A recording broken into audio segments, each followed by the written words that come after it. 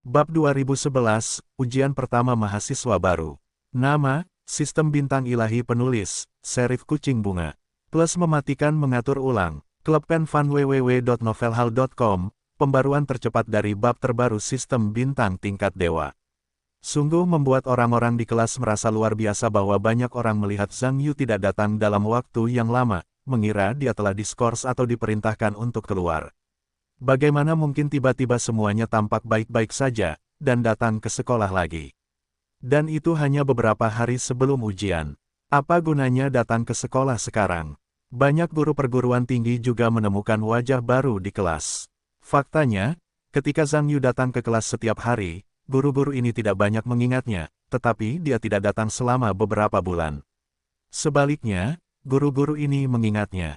Namun, karena Zhang Yu tidak meminta cuti, ada dukungan palsu dari kepala departemen. Meskipun guru-guru ini sedikit tidak senang, mereka tidak mudah mengatakan apapun. Yang membuat mereka aneh adalah bahwa seorang siswa dapat mengambil liburan yang begitu lama tanpa harus istirahat. Ini adalah pertama kalinya dalam sejarah pengajaran mereka.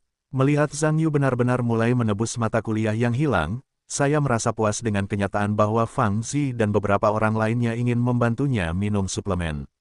Namun, mereka ditolak olehnya, jadi selain kelas normal, Zhang Yu berlari ke perpustakaan untuk belajar sendiri selama dia punya waktu. Karena ujian akan segera dimulai, semua orang di kelas belajar dengan cepat. Awalnya, beberapa orang memperhatikan urusan Zhang Yu, tetapi tidak ada yang berhasil sama sekali. Karena Anda tidak punya cukup waktu, bagaimana Anda bisa mengendalikan orang lain? Waktunya segera tiba untuk ujian pertama di minggu ujian. Puas beberapa orang makan malam bersama, dan kemudian berencana untuk pergi ke ruang ujian bersama untuk menerima tantangan pertama. Di meja makan, puas, Zhang Yu, jangan stres. Fang Zi juga berkata, tidak masalah bahkan jika ujiannya tidak bagus. Ganti saja, Ma Rongxuan berkata, tidak masalah jika Anda tidak bisa menebus ujian, itu masalah besar untuk membangun kembali. Puas dan Fang Zi melotot padanya pada saat yang sama. Melihat Ma Rongxuan juga merupakan senyum canggung. Tampaknya kalimat ini agak terlalu bermoral. Zhang Yu Wenyan tersenyum dan berkata, tidak masalah. Kamu tidak perlu khawatir tentangku, yakinlah. Aku pasti akan bisa hidup kali ini. Senang memiliki kepercayaan diri. Kami juga percaya bahwa kamu akan bisa hidup. Fang Zi mengangguk. Puas mengulurkan tangan, mari kita bersorak bersama. Beberapa orang menyatukan tangan mereka sambil tersenyum. Pada saat yang sama, ayo. Semua orang di kantin melihatnya dan tersenyum pada saat yang sama. Bagaimanapun, hal semacam ini terjadi sebelum ujian, tentu saja tidak ada yang aneh. Ujian politik pertama. Semua orang di kelas kedua datang ke tempat ujian sesuai dengan waktu yang tertera di formulir ujian.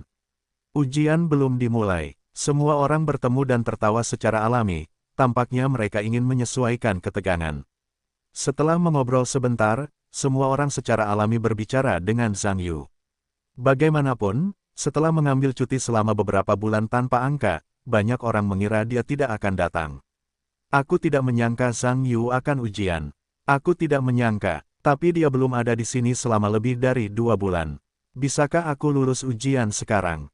Tidak lulus, tutup saja. Itu perlu untuk menebus ujian. Ya, tapi ujian pengganti harus diperbarui. Dan lebih dari 3 mata kuliah akan dikenakan peringatan putus sekolah. Jika kamu gagal pada semester berikutnya, kamu mungkin akan dikeluarkan. Serius sekali, bagaimana menurutmu? Bukankah Zhang Yu berbahaya kali ini? Tentu saja, Bao Ziki mendengar senyuman puas ini dan berkata, jika kau ingin aku mengatakan bahwa orang ini pantas mendapatkannya. Seorang pria yang tahu membolos sekolah jika dia tidak datang ke sekolah sepanjang waktu, menurutku dia harus dikeluarkan. Wu Yue berkata, apa yang dikatakan Zhang Yu juga merupakan teman sekelas kita. Mungkin saja ada yang salah dengan keluargaku jika aku tidak datang ke kelas baru-baru ini. Kami tidak dapat mengatakan kata-kata keren seperti itu bahkan jika kami tidak dapat membantumu. Tong Jingru juga berkata, semua teman sekelas harus bersatu, bersatu dengannya. Ayo, Bao Ziki berkata dengan keras kepala, biarkan aku menyatukan seorang bajingan. Jika aku dikenal oleh mantan teman sekelasku, apakah aku masih dapat melihat seseorang di masa depan?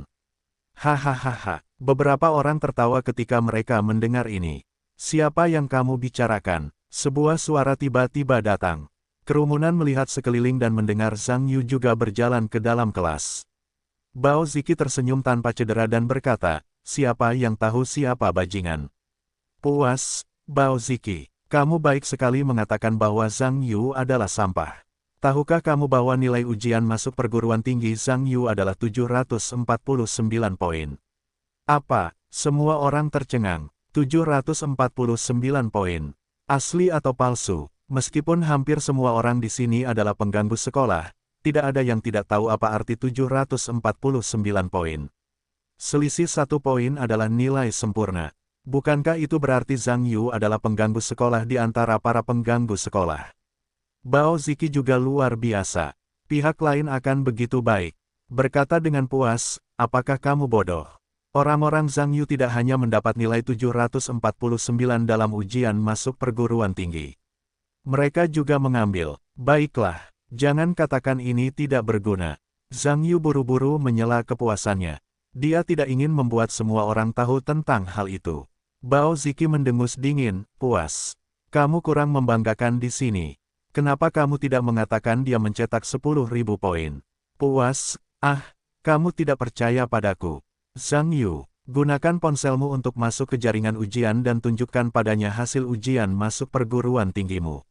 Zhang Yu berkata, ayolah. Tidak masalah, semuanya sudah habis. Melihat ini, Bao Ziki mencibir, dan, kurasa kamu sedang menyombongkan diri. Dia ingin bisa mendapatkan 749 poin, dan aku bisa mendapatkan 800 poin. Semua orang benar, itu benar, aku masih bisa mendapatkan 801. Aku bisa mendapatkan 805. Aku bisa mendapatkan 1000 poin. Hahaha. Beberapa orang yang berteman baik dengan Bao Ziki pada hari kerja secara alami membantu mengangkat standar. Zhang Yu melirik Bao Ziki yang bangga dan berkata, Bao Ziki, aku tidak punya waktu untuk mengangkat standar bersamamu untuk ujian hari ini. Tetapi jika kamu dapat menguji tipe otakmu jika kamu dapat mengambil 800 poin. Kurasa itu pasti beberapa orang bodoh di kelasmu selama ujian masuk perguruan tinggi. Isi nama yang salah. Hahaha. Beberapa orang yang puas tertawa ketika mendengar ini. Zhang Yu, kamu kurang sombong. Kamu masih tahu kamu ingin mengikuti ujian. Tahu kenapa kamu tidak masuk sekolah selama berhari-hari? Apakah aku bisa masuk sekolah atau tidak? Kenapa aku tidak bisa mengendalikannya? Aku adalah komite kelas di kelas kita. Selama itu masalah belajar, aku bisa mengendalikannya. Kalau begitu menurut teorimu, aku masih komisi olahraga. Segala sesuatu dalam olahraga adalah milikku. Kamu keluar dan berlari untukku 2 putaran dan kembali sekarang. Sudahkah kamu mendengarnya? Hahaha, puas dengan beberapa orang bahkan tertawa. Zhang Yu, aku tidak menyangka kamu berani. Begitu sombong sekarang. Aku katakan padamu, jika kamu gagal ujian kali ini, aku akan menuntut departemen dan membiarkan departemen memecatmu. Kamu pikir kamu siapa? Ingin menungguku lulus ujian? Lebih mudah bermimpi menikahi seorang istri. Hahaha. Apa-apaan ini? Kalian, mendengar keributan di kelas, seorang pria masuk dengan ekspresi buruk di wajahnya melihat ini. Bao Ziki bergegas dan berkata, Tuan Lu. Anda baru saja di sini. Anda kenal orang ini, Zhang Yu. Dia tidak datang ke sekolah karena ketidakhadirannya. Saya takut memengaruhi studinya dan mengkritiknya. Saya tidak menyangka dia tidak hanya tidak menghargai, tetapi juga mencekik saya. Petik 2. Tentu saja, Lu Lixin mengenal Zhang Yu. Seorang mahasiswa baru yang tidak masuk sekolah selama beberapa bulan dapat melihatnya setiap kali dia menyebutkan namanya. Sulit untuk mengingatnya. Kemudian dia mengerutkan kening dan berkata, Zhang Yu, Anda tidak datang ke sekolah sepanjang waktu. Apa yang terjadi dengan komite sekolah Anda yang mengkritik Anda? Zhang Yudao berkata, saya telah mengambil cuti sebelum saya datang ke sekolah, oke. Dan Direktur Lu secara pribadi menyetujuinya. Guru Lu mengira saya salah. Kalau begitu tolong jelaskan di mana saya salah. Kalau begitu saya akan mencari alasan Direktur Lu. Bagaimana sikapmu? Lu Lixin tidak senang ketika mendengar pihak lain menggunakan kepala departemen untuk menekan dirinya sendiri. Zhang Yudao, Nona Lu mengatakan saya salah, tidakkah saya ingin bertanya dengan jelas? Melihat ini, Bao Ziki buru-buru berkata, Guru Lu, Anda melihatnya. Dia memiliki sikap ini terhadap Anda. Pikirkan lagi, apa sikapnya yang biasa terhadap kita. Orang seperti ini tidak punya hukum di kelas, tidak peduli apapun. Tidak. Petik 2. Lu Lixin menatap manik-manik itu dan berkata, Zhang Yu. Meskipun Anda memiliki catatan palsu dari Direktur Lu, tetapi itu tidak dapat menyembunyikan fakta bahwa Anda tidak datang ke kelas untuk waktu yang lama. Mengapa? Anda tidak datang ke sekolah selama berhari-hari. Saya seorang guru sendirian bahkan tidak berbicara. Petik 2. Tetapi masalahnya adalah saya tidak punya masalah, oke. Apakah ada masalah dengan saya yang meminta cuti? Kalau begitu saya harus bertanya kepada Guru Lu. Apakah Anda pernah meminta cuti? Ketika ada yang salah dengan keluarga Anda, bukankah Anda harus meminta cuti? Lu Lixin tidak tahu bagaimana menjawab pihak lain. Tentu saja dia juga mengambil cuti. Karena semua orang mengambil cuti. Bagaimana menjelaskan masalah utamanya? Bao Ziki berkata, Zhang Yu, jangan main-main. Orang-orang adalah guru, oke, bisakah kamu menjadi sama? Zhang Yu Dao, apa bedanya dengan guru? Guru tidak datang ketika sesuatu terjadi, apakah sama meminta cuti? Lalu, karena guru berbeda dengan siswa, apalagi yang kamu minta cuti? Jika kamu tidak datang langsung, selesai. Lagi pula, dia adalah seorang guru bukan guru. Apa kualifikasimu untuk menjawab daripada yang lain? Petik 2. Aku menjawab Guru Lu, oke. Apakah Tuan Lu tidak membuka mulutmu? Gunakan bantuanmu. Itu tidak seperti kamu. Siapa yang kamu bicarakan? Tentu saja aku akan memberitahu siapapun yang terburu-buru untuk menembak. Semangat pantat. Kau memarahiku. Memarahimu saja. Bagaimana kalau? Lu Lixin juga marah ketika melihat ini. Zhang Yu, jangan bertindak terlalu jauh. Jangan lupa bahwa ini sekolah. Bagaimana dengan sekolah? Sekolah bisa menyalahkan rusa, aku bahkan tidak bisa mengatakan apa-apa. Kamu, apa yang kamu lakukan? Ada suara lain, dan beberapa orang mengikuti ke dalam kelas. Ketika semua orang mendengar berita itu, mereka semua merasa sedikit besar. Wakil Dekan Perguruan Tinggi, Nikayan, datang. Melihat ini, Lu Lixin buru-buru berjalan mendekat dan berkata, Presiden Ni. Anda di sini. Nikayan mengerutkan kening dan berkata, apa yang salah dengan ini? Lu Lixin berkata, seorang siswa tidak datang ke kelas. Saya mengkritiknya selama 2 kalimat. Dia tidak senang dan menghadapi kami berdua. Nikayan berkata, siswa apa yang begitu berani? Coba saya lihat siapa itu. Itu dia. Lu Lixin menunjuk ke Zhang Yu. Nikayan melihat ke arah jari orang lain. Itu adalah Zhang Yu, dan dia terkejut. Seketika, ia berteriak pada Lu Lixin mengapa ia tidak membuka matanya begitu saja hingga membuat pemuda itu marah. Melihat hal ini, Bao Ziki sangat senang, dan bergegas menghampiri, berkata, Kepala sekolah Ni. Anda datang tepat waktu. Zhang Yu tidak masuk kelas selama berhari-hari. Guru Lu dan saya mengkritiknya beberapa patah kata, dan ia tetap memarahi saya. Nikayan melirik Bao Ziki dan mengerutkan kening, siapa Anda? Jejak rasa malu terpancar di wajah Bao Ziki. Untuk mengetahui bahwa selama pelatihan militer, ia dan Nikayan bertemu dengan Zhang Yu ketika ia berjudi. Ia tidak menyangka bahwa pihak lain tidak mengingatnya. Lu Lixin berkata, teman sekelas Bao Ziki ini. Komite belajar kelas 2 mikroelektronika. Nikayan meliriknya. Ketika menoleh untuk melihat Zhang Yu, ia menunjukkan senyum ramah dan berkata, Zhang Yu, kapan Anda kembali? Bukankah ku dengar Anda mengambil cuti? Setelah itu, ia berjalan menghampiri sambil tersenyum. Beberapa orang di sekitar terkejut. Zhang Yu Dao, barang palsu itu baru saja terjual beberapa hari yang lalu. Apakah sedang sibuk? Kalau tidak, saya akan menyetujuinya untuk sementara waktu. Tidak perlu, ini sudah sibuk. Sibuk itu bagus. Ngomong-ngomong, apa yang baru saja terjadi? Oh, bukankah beberapa hari yang lalu saya sudah meminta cuti? Guru Lu bilang saya tidak masuk kelas. Saya tidak bisa menjelaskan alasannya. Siapa yang bilang kamu tidak masuk sekolah? Lu Lixin mendengarnya dengan cepat. Bukankah itu yang kamu katakan tadi? Meskipun kamu meminta cuti, kamu tidak bisa menyembunyikan fakta bahwa kamu sudah lama tidak masuk kelas. Bukankah ini berarti aku tidak masuk kelas? Halo, kamu. Nikayan mendengar wajah ini dan menatap Lu Lixin, Tuan Lu. Apakah Anda baru saja mengatakan ini? Saya Saya mengatakannya, tapi saya tidak bermaksud seperti itu. Lu Lixin menjelaskan dengan cepat. Nikayan berkata, itu tidak berarti apa-apa. Aku juga mendengarkannya. Zhang Yu meminta cuti, itu disetujui oleh departemen. Mengapa? Pengaturan di departemen tidak baik untukmu di sini. Itu bukan dekan nih. Kamu salah paham. Aku tidak mengatakan itu sulit dilakukan. Lu Lixin sedikit berkeringat di dahinya. Nikayan berkata, kamu juga seorang guru tua. Aku harus mengatakan apa yang kamu perintahkan. Pengaturan di departemen secara alami memiliki pertimbangan di departemen. Karena departemen telah setuju untuk meninggalkan Zhang Yu, maka itu membuktikan bahwa tidak masalah baginya untuk meminta cuti. Kualifikasi apa yang kamu miliki untuk memberikan kepastian? Tidak dekan nih, apakah aku khawatir akan memengaruhi studinya? Apa yang begitu mengkhawatirkan tentang belajar? Dan bahkan jika masalah cuti sedikit terpengaruh, kamu akan menebusnya lagi dalam beberapa saat. Kamu adalah guru akademi. Kamu berpikir untuk membantu siswa memecahkan masalah, bukan mencari kesalahan siswa. Di sini, Nikayan menoleh ke Zhang Yu sambil tersenyum, dan berkata, Zhang Yu, kamu bisa tenang. Mengenai ujian, kamu tidak perlu terlalu tertekan.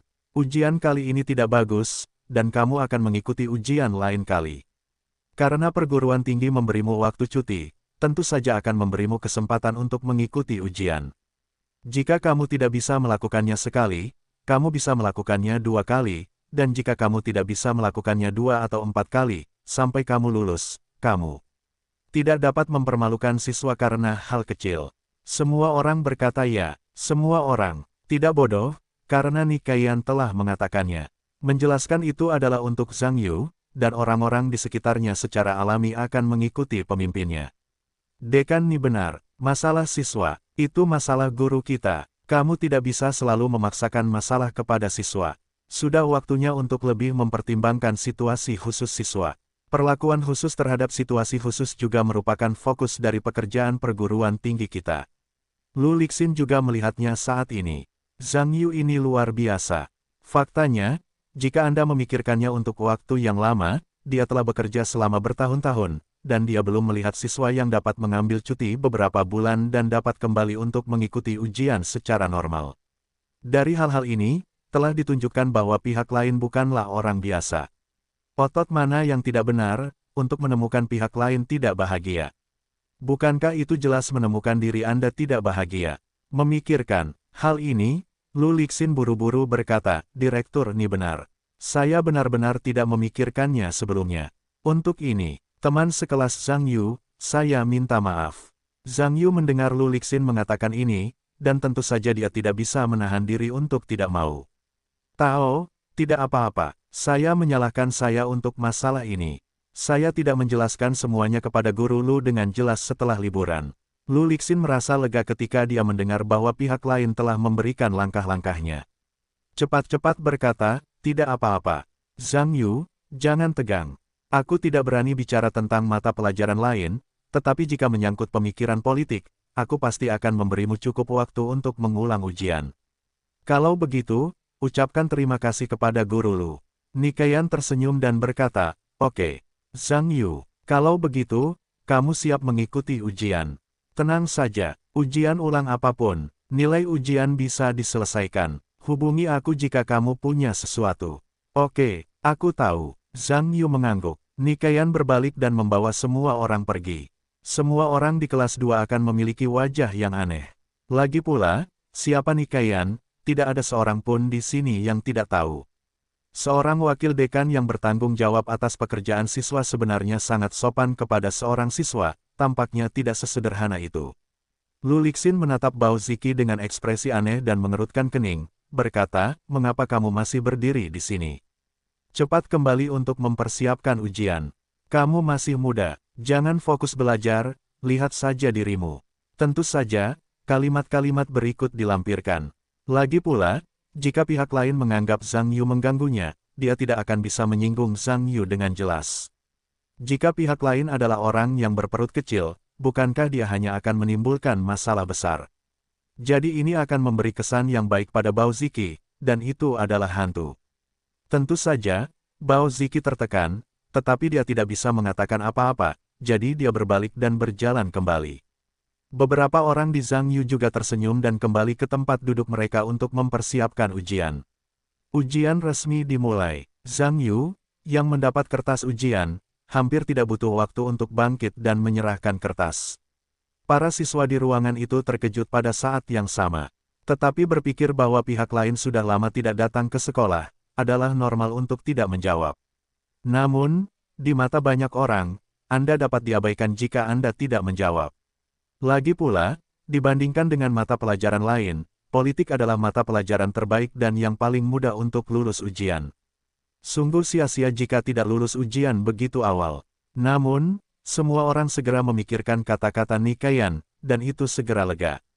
Tidak, Anda dapat menebus ujian, dan Anda dapat menebusnya sampai akhir. Jika mereka diperlakukan, mereka tidak perlu menulis sepatah kata pun. Lagi pula, itu bukan keputusan akhir pengawas untuk menebus ujian. Lu Lixin menerima kertas dari Zhang Yu, tetapi dia tidak mengatakan apa-apa. Bagaimanapun, dia telah memutuskan untuk membuka satu mata terhadap Zhang Yu di masa depan. Tidak peduli ujian macam apa dia, biarkan dia menyalinnya ketika ujian besar selesai. Tetapi ketika Zhang Yu pergi, dia melihat Mi Gulung, dan dia tercengang. Karena kertas ujian pihak lain itu benar-benar penuh. Terlebih lagi, kata-kata pihak lain itu sangat bagus. Aku tahu itu tulisan tangan, tetapi aku tidak tahu itu dicetak. Bagi guru manapun, yang paling dihargai adalah mereka yang menulis dengan baik. Jika tidak ada yang lain, kata-kata ini saja sudah cukup untuk menambah 10 poin. Lu Lixin kemudian melihat jawaban Zhang Yu, dan yang lebih mengejutkannya adalah bahwa pihak lain itu benar dan tidak ada yang salah. Bahkan pertanyaan jawaban singkat dan pertanyaan analisis dijawab dengan sempurna oleh pihak lain. Dengan font yang luar biasa, kertas ujian ini telah menjadi karya seni yang sempurna. Lu Lixin juga tersenyum pahit saat ini. Ternyata pihak lain itu sama sekali bukan sampah, tetapi pengganggu sekolah yang sudah langka selama bertahun-tahun. Bagaimanapun, ada juga seorang tiran di antara para tiran. Banyak jenius muda tidak belajar sama sekali. Mereka dapat mengambil tempat pertama dalam setiap ujian. Tampaknya pihak lain itu adalah seorang jenius di antara para jenius itu. Dalam ujian untuk beberapa hari ke depan, baik itu kursus umum, kursus wajib atau kursus pilihan, Zhang Yu hampir selalu demikian. Setelah jawaban paling awal dan penyerahan paling awal, semua guru yang telah melihat kertasnya pada dasarnya memandangnya secara berbeda. Puas beberapa orang tidak memiliki masalah dengan bagaimana dia mengikuti ujian karena kekhawatiran tentang mempengaruhi suasana hati Zhang Yu. Setelah ujian siap untuk liburan, puas bahwa beberapa orang berencana untuk makan malam sebelum liburan. Yang mengejutkan Zhang Yu adalah, selain beberapa orang di asrama yang sama, mereka benar-benar mengundang beberapa gadis dari kantor berita. Dan kepuasan dalam mengejar Tao Xiaoxuan, dan Ma Rongxuan juga tertarik pada Luan Xiuting. Semua orang setuju untuk makan di restoran dekat sekolah, memutuskan untuk makan enak sebelum liburan, dan omong-omong merayakan akhir ujian. Bertemu lagi dalam beberapa bulan. Pertemuan antara Tao Xiaoxuan dan Luan Xiuting adalah untuk mengkritik Zhang Yu sebentar. Lagi pula, tidak mungkin untuk mengambil cuti beberapa bulan tanpa melihat bayangan orang itu. Tao Xiaoxuan berkata, Zhang Yu, kamu keterlaluan, hilang selama beberapa bulan, apa yang kamu lakukan? Itu semua hal kecil, apa itu hal sepele, itu bukan masalah besar. Luan Xiuting berkata, jangan tanya Xiaoxuan. Tidakkah kamu melihat orang-orang tidak ingin mengatakannya? Tao Xiaoxuan berkata, lihatlah penampilanmu yang pelit. Dasar misterius. Tidak ada gunanya menggendong orang. Zhang Yu tersenyum, mengambil menu dan menyerahkannya kepada Tao Xiaoxuan, mau memesan apapun yang kamu inginkan. Untuk menyampaikan permintaan maafku, aku akan menjadi tuan rumah hari ini. Hampir sama, Tao Xiaoxuan mengambil menu dan belajar dengan beberapa gadis. Beberapa gadis menyelesaikan pesanan. Semua orang mengobrol lagi sebelum menyajikan. Hampir tidak ada, saya berbicara tentang ujian.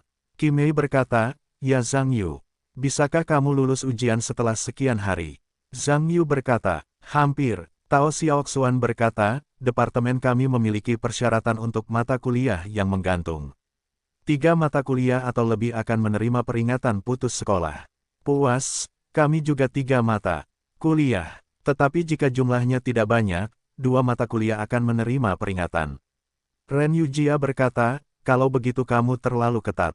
Zhang Yu, kamu seharusnya tidak menggantung begitu banyak mata kuliah. Tao Xiaoxuan berkata, Yujia, lihatlah orang-orang yang tidak terburu-buru, itu akan baik-baik saja. Berkata dengan puas, Zhang Yu memang akan baik-baik saja. Situasinya istimewa, cuti disetujui oleh sekolah, dan dekan perguruan tinggi kami mengatakan bahwa dia tidak dapat mengikuti ujian, dan dia dapat mengikutinya sampai akhir. Ren Yujia berkata sambil menghela napas lega, tidak apa-apa. Aku tidak menyangka dekanmu cukup baik. Tao Xiaoxuan berkata, menurutku tidak baik menjadi dekan orang lain. Seharusnya Zhang Yu bukan orang biasa. Benar, Zhang Yu tersenyum dan berkata, yang biasa itu tidak biasa, itu bukan hidung dan dua mata. Tao Xiaoxuan berkata, ayolah. Bagaimana mungkin orang biasa tidak mengambil cuti beberapa bulan? Luan Xiuting tertawa, rata-rata orang meminta cuti sekolah selama sebulan.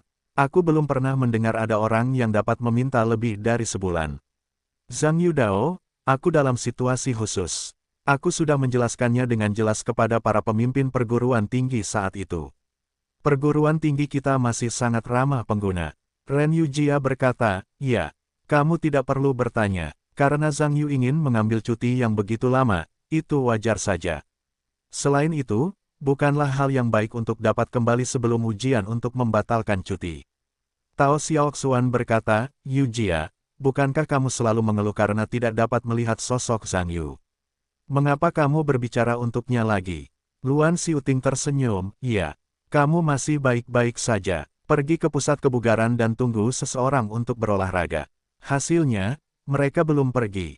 Kalian, jangan bicara baik-baik saja. Aku tidak menunggu siapapun. Ren Yujia berkata bahwa ini juga wajah merah, dan malah menatap Zhang Yu secara diam-diam. Qimei berkata, sudah selesai.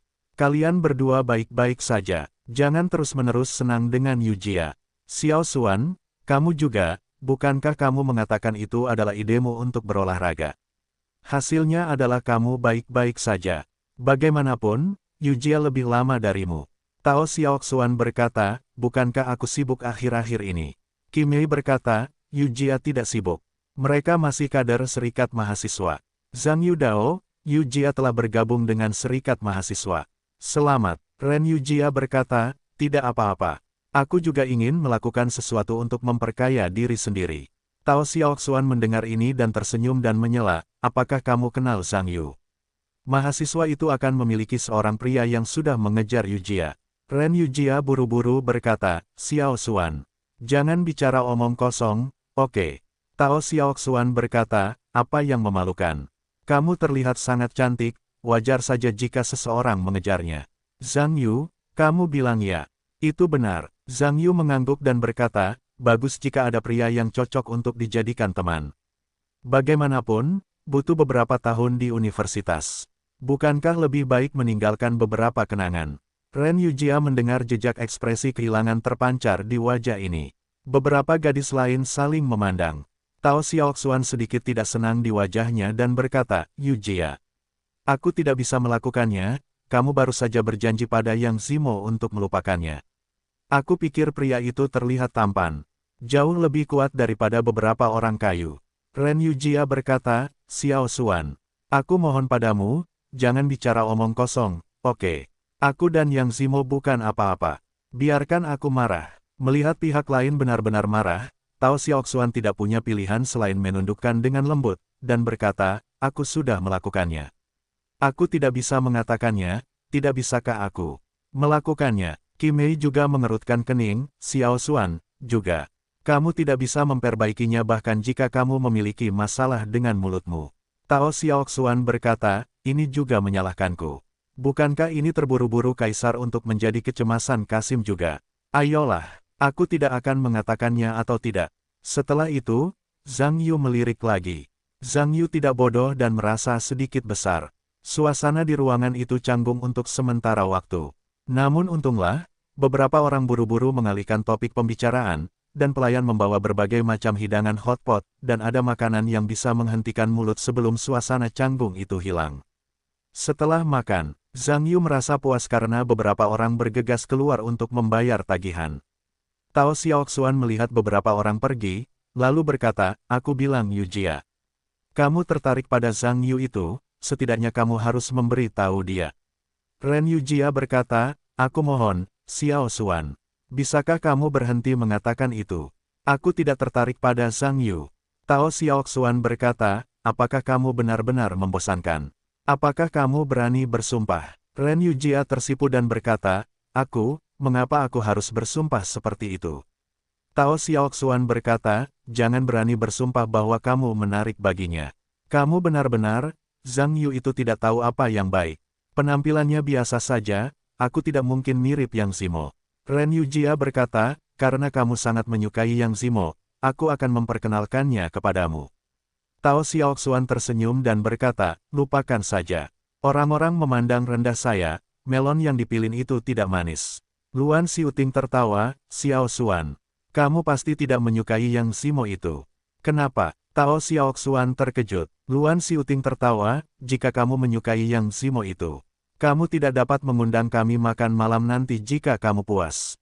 Hahaha. Beberapa orang tertawa ketika mereka mendengar ini. Tao Xiaoxuan tersipu ketika mendengar ini, dan kemudian berkata dengan bibir, hanya dia ingin mengejarku. Itu masih jauh. Semua orang selesai makan. Berjalan menuju gerbang sekolah. Sebelum Zhang Yu berjalan ke pintu, telepon berdering. Angkat, itu sebenarnya telepon Tan Xiaonan. Zhang Yu menjawab telepon dan tersenyum, hei, bagaimana aku bisa meneleponmu? Kurasa aku tidak akan meneleponmu. Kau tidak ingat pernah meneleponku selama 10.000 tahun. Ngomong-ngomong, kau di mana? Aku akan pergi ke sekolah setelah makan. Ada apa? Tepat sekali. Kian-Kian dan aku datang menemuimu di pintu sekolahmu. Bagus, tunggu aku sebentar, aku akan datang. Tao Xiaoxuan juga penasaran ketika melihat Zhang Yu berbicara dan tertawa. Ketika melihat pihak lain menutup telepon, dia berkata, Zhang Yu. Siapa yang menelepon? Siapa yang tersenyum seperti bunga? Ren Yujia berkata, Xiao Xuan. Mengapa kamu menanyakan semuanya? Tao Xiaoxuan berkata, apakah boleh bertanya? Jika kamu tidak mengatakannya, jangan katakan. Zhang Yu tersenyum, tidak apa-apa. Dua teman sekelasku di sekolah menengah datang menemuiku. Tao Xiaoxuan berkata, sepertinya kamu senang. Itu pasti teman sekelas perempuan. Zhang Yu mengangguk sambil tersenyum.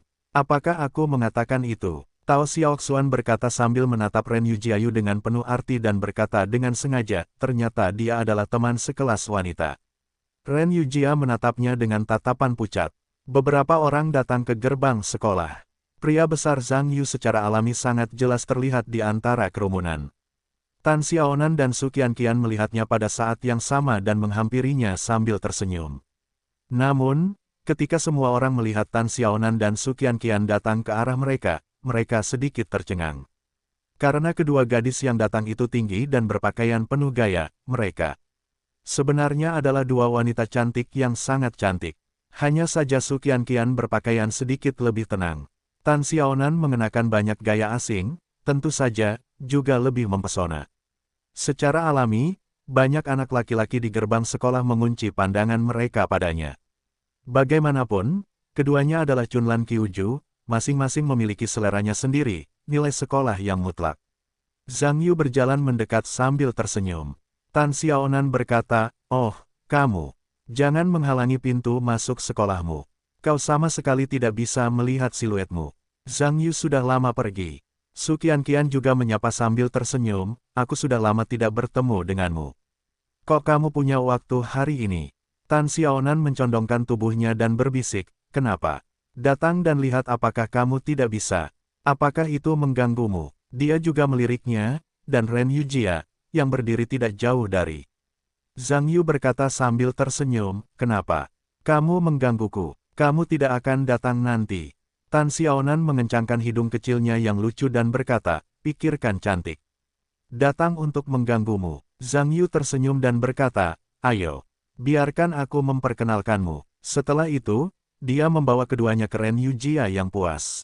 Setelah saling memperkenalkan, puas bahwa beberapa bakat telah ditentukan, kedua wanita cantik itu benar-benar teman sekelas SMA Zhang Yu.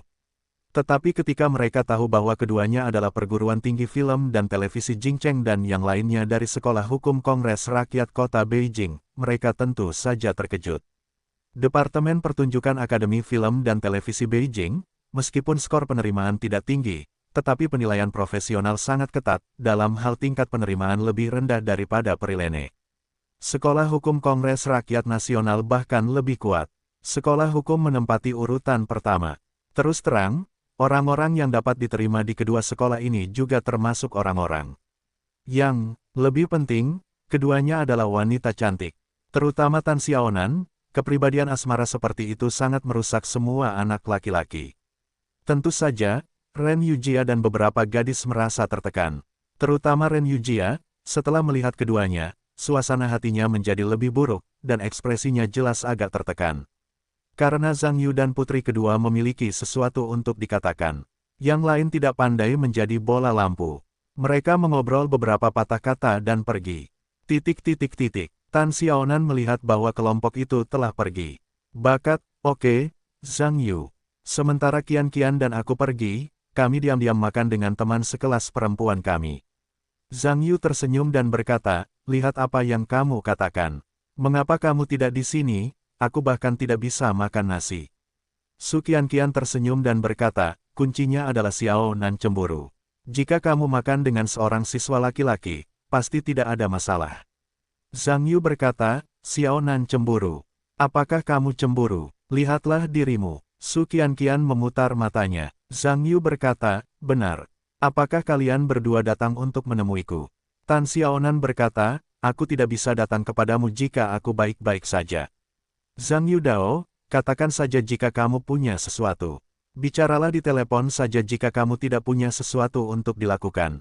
Tan Xiaonan berkata, jangan katakan apapun tentang telepon. Begitu kamu menelepon, kamu akan sibuk.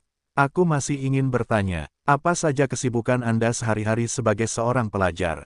Zhang Yu Dao, baru-baru ini berlatih opera untuk mereka. Mereka semua sibuk. Bukankah beberapa hari ini kita harus mengikuti ujian? Akhirnya, luangkan waktu untuk kembali dan mengatasinya. Besok akan libur dan aku akan tetap sibuk. Keduanya mengenal lelaki tua Zhang Yu, dan mereka berdua tiba-tiba pada saat yang sama. Tan Xiaonan berkata, aku tidak menyangka hal-hal ini akan rusak setelah kamu masuk kuliah. Zhang Yu Dao, hubungan manusia, yang begitu mudah rusak. Su Qian berkata, kami masih ingin membeli tiket denganmu dan kembali. Jadi kamu tidak bisa kembali. Aku tidak bisa kembali. Aku harus sibuk untuk waktu yang lama. Mungkin perlu beberapa hari sebelum tahun baru untuk kembali. Apa yang harus aku lakukan? Su Qian menatap Tan Xiaonan. Tan Xiaonan berkata, apalagi yang bisa kita lakukan? Kita hanya bisa kembali dulu. Su Qian berkata, baiklah. Zhang Yu, kalau begitu kalau kau kembali, jangan lupa hubungi kami. Orang gendut bilang, kembalilah dan berkumpullah. Jangan lupa saat kau kembali. Zhang Yu berkata, tak terlupakan. Aku akan kembali dan memberitahumu. Setelah Ren Yujia dan yang lainnya memasuki kampus, mereka segera berpisah dari yang merasa puas. Namun, wajah Ren Yujia tidak pernah secantik itu. Tao Xiaoxuan tidak tahu harus berkata apa saat melihatnya. Harus kukatakan bahwa kedua teman sekelas Zhang Yu yang cantik itu malu akan kecantikannya. Dengan perbandingan seperti itu, Ren Yujia langsung dibandingkan. Faktanya, Ren Yujia juga terlihat cantik, menurut standar umum, ia bisa dianggap cantik. Namun, masih ada perbedaan yang cukup jauh antara kedua teman sekelas Zhang Yu. Awalnya, beberapa orang mengira Ren Yujia menyukai Zhang Yu dan membesarkannya. Namun sekarang melihat kedua teman sekelas yang cantik itu dan keintimannya, itu bukan pura-pura. Jadi dengan kata lain, kemungkinan besar pihak lain tidak memandang Ren Yujia, jadi tidak sedih. Memikirkan kesimpulan ini, beberapa orang juga terdiam. Tetapi beberapa orang agak aneh. Untuk mengatakan yang mana dari dua wanita cantik besar itu adalah kelas bunga sekolah, bagaimana mungkin bisa berhubungan dengan Zhang Yu yang tidak dikenal itu? Saya tidak dapat mengetahuinya. Saya tidak dapat mengetahuinya. Zhang Yu kembali ke asrama dan secara alami diinterogasi oleh beberapa orang yang puas untuk waktu yang lama. Bagaimanapun, ada teman sekelas wanita cantik besar setingkat bunga sekolah ini yang datang untuk mencarinya. Tetapi Zhang Yu tidak menjelaskan terlalu banyak. Meskipun dia dan kedua gadis itu saling menyayangi, bagaimanapun juga, mereka adalah dua wanita dan satu pria. Beberapa orang yang merasa puas mendengarkan penjelasan Zhang Yu sebagai hubungan teman sekelas biasa. Meskipun mereka tidak mempercayainya, mereka tampaknya tidak menemukan alasan lain untuk membantahnya. Bagaimanapun, kedua wanita cantik itu mengatakan bahwa mereka cantik, tetapi mereka tidak memiliki saingan. Mengatakan bahwa saya menyukai Zhang Yu pada saat yang sama tampaknya tidak masuk akal, dan akhirnya saya harus menunda masalah ini untuk nanti. Zhang Yu meninggalkan sekolah sore itu, pulang untuk mandi, dan kemudian menelepon ibunya lagi. Yu Meixiu telah bekerja di studio dengan beberapa rekan di selatan untuk waktu yang lama. Ibu dan anak itu tidak pernah memiliki kesempatan untuk bertemu, tetapi mereka kadang-kadang melakukan panggilan telepon atau video. Bagaimanapun, Zhang Yu masih sangat puas dengan kehidupan ibunya yang sibuk. Bagaimanapun, orang-orang memiliki pekerjaan yang menarik, dan orang-orang masih muda, yang merupakan hal yang baik bagi para ibu. Yu Meixiu tahu bahwa Zhang Yu harus sibuk lagi baru-baru ini. Keduanya membuat janji melalui telepon dan bertemu di kampung halaman mereka selama tahun baru. Hari-hari berikutnya, Zhang Yu terus memeriksa pertunjukan di teater tari dan teater Beijing. Kedua program tersebut secara bertahap membaik. Dahulu kala, 3 perusahaan opera besar Eropa datang ke Tiongkok untuk tampil di Tiongkok. Peristiwa ini tentu saja menimbulkan banyak sensasi di kalangan penggemar opera domestik. Lagi pula, dalam hal opera, kelompok asing memiliki tingkat pemahaman tertinggi. Pengaruh 3 kelompok besar di dunia opera internasional sungguh luar biasa. Di mata banyak penggemar profesional, baik dari segi repertoar maupun efek pertunjukan, mereka benar-benar 100 jalan dalam rombongan opera domestik. Meskipun kelompok profesional domestik terkadang meliput beberapa opera asing, masih ada kesenjangan besar antara tingkat dan kinerja kelompok-kelompok top Eropa. Di mata banyak audiofil profesional, kedua pihak sama sekali tidak dapat dibandingkan. Tidak perlu dikatakan pertunjukan mana yang harus dipilih, banyak penggemar opera memutuskan untuk hanya menonton pertunjukan dari 3 perusahaan opera besar di Eropa. Banyak penggemar opera menunggu 3 resimen utama tiba di Beijing dan pergi ke National Grand Theatre untuk melihat jajaran All-Star. Namun, ada berita yang dikabarkan tentang 3 kelompok besar yang datang ke Tiongkok untuk pertunjukan bersama. Untuk bekerja sama dengan pertunjukan ketiga grup opera tersebut, Asosiasi Musik Nasional secara khusus menciptakan opera asli untuk pertunjukan ini, repertoar asli. Kata-kata ini membuat penggemar opera domestik suka dan benci. Tentu saja, saya suka memiliki drama asli yang bagus di Tiongkok, dan tentu saja saya benci bahwa orang yang Anda cintai telah menyakiti Anda paling dalam. Di mata banyak penggemar opera, opera yang dibuat di Tiongkok dalam beberapa tahun terakhir seringkali membanggakan nilai epik, sempurna, dan indah, tetapi pada akhirnya, tanpa kecuali, semuanya adalah nilai dasar yang tidak bermoral. Karena karya-karya asli ini umumnya dibuat secara independen untuk jangka waktu tertentu, dan bukan opera nyata dalam arti luas. Politiknya sangat kuat, dan jumlah penontonnya tidak cukup. Seiring berjalannya waktu, hanya ada sedikit responden di setiap pertunjukan. Masih ada orang yang membeli tiket di awal. Akhirnya, selama kata domestik disebutkan, seseorang harus mengirimkan tiket untuk menontonnya. Tentu saja, jika kualitas karyanya rata-rata, beberapa permainan dikirim, dan tidak ada yang menonton pengiriman tiket di akhir. Seiring berjalannya waktu, opera asli Tiongkok menjadi identik dengan jelek, dan sangat jelek. Bahkan jika ada pertunjukan, hanya sedikit yang menanggapi, dan promosi dari mulut ke mulut tidak bagus. Di mata banyak orang, jika pertunjukan teater opera dan tari adalah tiket gratis, pergilah dan lihatlah, dan jika Anda mengumpulkan uang, itu akan baik-baik saja. Dengan kekesalan kelompok opera domestik di masa lalu, menghabiskan uang untuk membeli tiket adalah pemborosan murni. Sebelum ketiga delegasi Eropa tiba, manajer umum dari ketiga delegasi tiba di Beijing dengan beberapa manajemen dan mulai melangkah maju untuk melihat tempat tersebut. Asosiasi Musik Tiongkok menyelenggarakan konferensi pers bersama untuk menghitung pertunjukan pendukung opera ini. Zhang Yu tidak ingin pergi. Rencananya sebelumnya adalah makan malam pribadi dengan Robert Kuhn dari Teater Romawi. Bagaimanapun, setelah asteris diserahkan kepada pihak lain bekerja dengan baik dalam beberapa tahun terakhir, memberinya banyak keuntungan. Karena pihak lain telah datang ke Beijing, dia tentu ingin menjadi tuan tanah. Namun, Zhang Yu, sebagai komposer generasi baru internasional paling berpengaruh di Tiongkok, tidak menghadiri konferensi pers tersebut. Yan Bo dan Li Junsan jelas tidak setuju. Menanggapi permintaan berulang dari pihak lain, Zhang Yu akhirnya hanya setuju untuk berpartisipasi dalam konferensi pers ini. Konferensi pers diadakan di Pusat Pertukaran Budaya Internasional Beijing. Banyak stasiun TV dan media domestik telah diundang. Bagaimanapun, ini adalah kegiatan pertukaran budaya berskala besar yang langka di banyak negara. Skala seperti ini benar-benar langka, dan tentu saja membuat banyak media berita sangat tertarik. Tentu saja, ada beberapa jurnalis dari 3 negara yang berada di Tiongkok. Di ruang tunggu sebelum konferensi, setelah melihat Zhang Yu, manajer umum teater Romawi Robert Kun dengan senang hati berlari dan memeluknya dengan hangat. "Zhang, lama tidak bertemu. Aku sudah lama tidak bertemu denganmu." Zhang Yu dan pihak lainnya saling berpelukan. Sebaliknya, dia melihat konduktor band teater Matthew Lawrence. "Tao, Matthew, lama tidak bertemu, lama tidak bertemu." Matthew tersenyum. Beberapa orang mengatakan bahwa beberapa orang datang saat tertawa. Robert Kun mengajak Zhang Yu untuk memperkenalkan mereka. Beberapa dari mereka adalah Duden, manajer opera Berlin, dan Belanger, manajer opera Paris. "Zhang, aku sudah lama mendengar tentang namamu. Sayangnya, aku tidak pernah punya kesempatan untuk bertemu. Kamu lebih muda dari yang kamu kira." Duden, manajer umum opera Berlin, tertawa. Zhang Yu tersenyum, "Lebih baik menjadi lebih muda. Aku tidak terbiasa dilihat oleh orang tua." Hehehehe, beberapa orang tersenyum pada saat yang sama. Belanger berkata, "Zhang, saya tidak tahu kapan saya akan punya waktu untuk menjadi tamu di gedung opera Paris kami.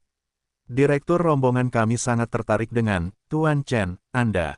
Saya harap semua orang akan memiliki kesempatan untuk berbicara tentang kerjasama." Zhang Yudao, "Saya telah memberi wewenang kepada Tuan Kun tentang pekerjaan itu.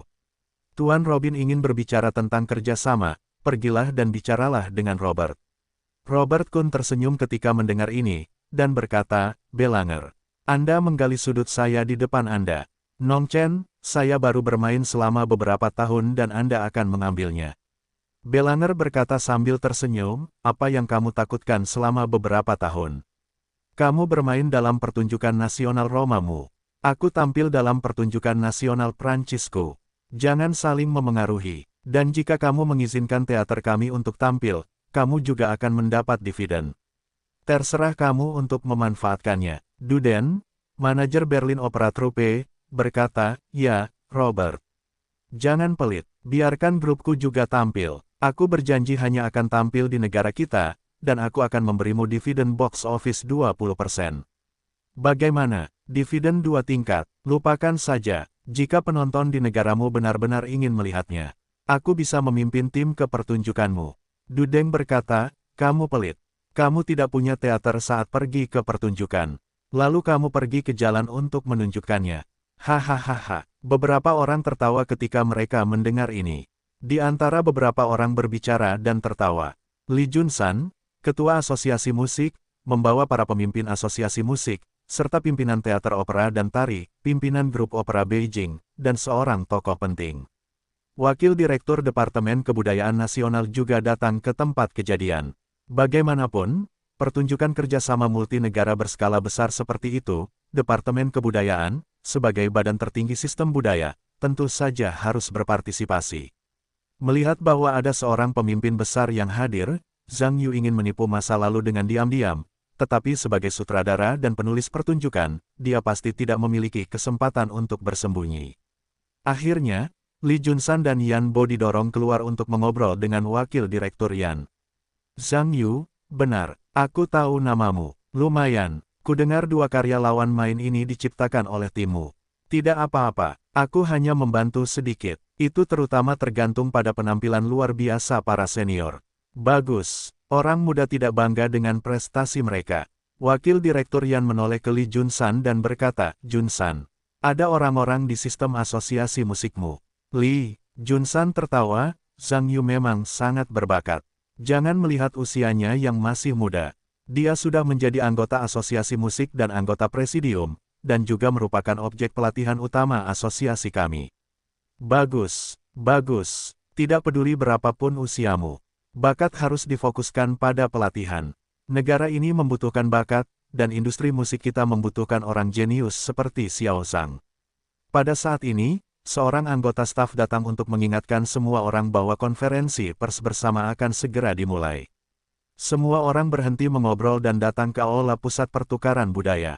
Sekelompok pemimpin, serta manajer umum dari 3 resimen utama, duduk sesuai dengan tempat duduk mereka. Tentu saja, Zhang Yu duduk di sana sebagai direktur dan penulis. Konferensi pers secara resmi dimulai. Seorang direktur kantor asosiasi musik memimpin konferensi tersebut. Setelah pidato pembukaan, wakil direktur Yan berbicara atas nama Departemen Kebudayaan, dan Li Junsan berbicara atas nama Asosiasi Musik Nasional. Dekan Wan Chengming dari Teater Opera dan Tari, Dekan Lu Jinglong dari Gedung Opera Beijing, dan manajer umum dari 3 kelompok utama memperkenalkan repertoar masing-masing secara singkat. Menurut niat Li Junsan, Zhang Yu juga harus mengatakan beberapa patah kata. Tetapi dia merasa tidak ada yang perlu dibicarakan, dan akhirnya menolak. Setelah pidato, itu pertanyaan wartawan seorang reporter wanita berdiri dan berkata, "Halo, saya reporter dari China Society. Pertunjukan kolaboratif ini, para penulis dari Song and Dance Theater dan Beijing Opera House mengundang Music Association untuk membuat berbagai karya orisinal. Saya ingin bertanya, Song and Dance baik teater maupun Peking Opera Troupe harus memiliki tim kreatif mereka sendiri. Mengapa kita harus mengundang penulis dari Music Association untuk membuat? Selanjutnya, kami mengundang Kamerat Wan Chengming dari Song and Dance Theater untuk menjawab." Wan Chengming tersenyum dan berkata, "Sebenarnya, bekerja sama dengan asosiasi suara untuk menciptakan program orisinal. Itu adalah tradisi lama rombongan kami. Kami memiliki sebagian besar repertoar asli yang telah bekerja sama dengan asosiasi suara. Kami telah memiliki banyak pengalaman sukses di antara kami, ini bukan yang pertama, ini bukan yang terakhir. Hanya saja kali ini berbeda dari masa lalu." Komisaris Zhang Yu, yang bertanggung jawab atas penciptaan, juga seorang komposer terkenal di dalam dan luar negeri. Dia tidak hanya sangat berbakat dalam penciptaan musik, tetapi juga sulit bagi orang biasa dalam penciptaan opera. Itu seperti bakat. Tampaknya, Nong Chen, di teater lagu dan tari Roma adalah karya komisaris Zhang Yu. Jadi kali ini dia dapat memilih balok besar untuk bertanggung jawab atas penciptaan, dan teater kami sangat lega. Ternyata komisaris Zhang Yu memang di dalam dan luar negeri salah satu komposer terbaik. Ini tidak perlu diragukan lagi. Adapun Gedung Opera Beijing, saya akan menyerahkannya kepada Dekan Lu Jinglong untuk menjawabnya. Petik 2. Lu Jinglong berkata, kebenaran tentang partisipasi opera Peking dalam pertunjukan kali ini awalnya merupakan masalah yang tidak direncanakan. Meskipun kami telah bekerja sama dengan asosiasi musik sebelumnya, kami belum pernah bekerja sama dalam pertunjukan sebesar ini bersama-sama. Anggota Zhang Yu, saya dulu tidak begitu mengenalnya. Namun, kerja sama ini membuat saya sepenuhnya menyadari kekuatan kreasi musik Zhang Yu. Jika ada yang mengatakan bahwa dia adalah komposer terbaik di Tiongkok, saya tidak meragukannya sama sekali. Kerja sama ini adalah suatu kebetulan dan kejutan. Pokoknya, kali ini grup opera Peking kami akan menunjukkan kekuatan penuhnya, dan kami pasti akan membiarkan semua orang melihat pertunjukan yang luar biasa. Terima kasih. Penerjemah bahasa Inggris segera menerjemahkan kata-kata Wan Chengming dan Lu Jinglong. Setelah penerjemah selesai, pembawa acara menunjuk seorang reporter yang mengangkat tangannya. "Halo, saya seorang reporter dari Surat Kabar Romawi Boloknat. Saya ingin bertanya, komposer Tuan Zhang Yu, karena opera pertama yang Anda buat menggunakan bahasa Romawi dan latar belakang budaya Romawi. Apakah itu membuktikan bahwa Anda menganggap bahwa Romawi adalah tempat lahirnya opera? Apakah hanya opera Romawi yang paling representatif?" Masalah ini muncul, bahkan wajah Robert Kuhn tidak terlalu tampan, belum lagi para manajer dari beberapa perusahaan besar lainnya. Karena sebagian besar perusahaan teater di Eropa mementaskan opera Romawi. Bagaimanapun, Roma adalah tempat kelahiran opera, dan ada banyak repertoar klasik, tetapi hal semacam ini indah dan sulit dikatakan. Terutama berbicara secara langsung, bukankah itu tatap muka? Pertanyaan ini, silakan tanyakan kepada Zhang Yu, anggota asosiasi musik untuk menjawabnya. Zhang Yu tersenyum dan berkata, fakta bahwa Roma adalah tempat kelahiran opera telah diverifikasi. Ini adalah fakta yang tak terbantahkan. Tidak seorang pun dapat mengubahnya. Tetapi untuk mengatakan bahwa opera Roma adalah yang paling representatif. Untuk ini, saya memiliki pendapat yang berbeda. Pertama-tama, dalam penciptaan karya musik, tidak ada gaya yang ditetapkan. Karena opera juga merupakan komposisi musik, tentu saja termasuk.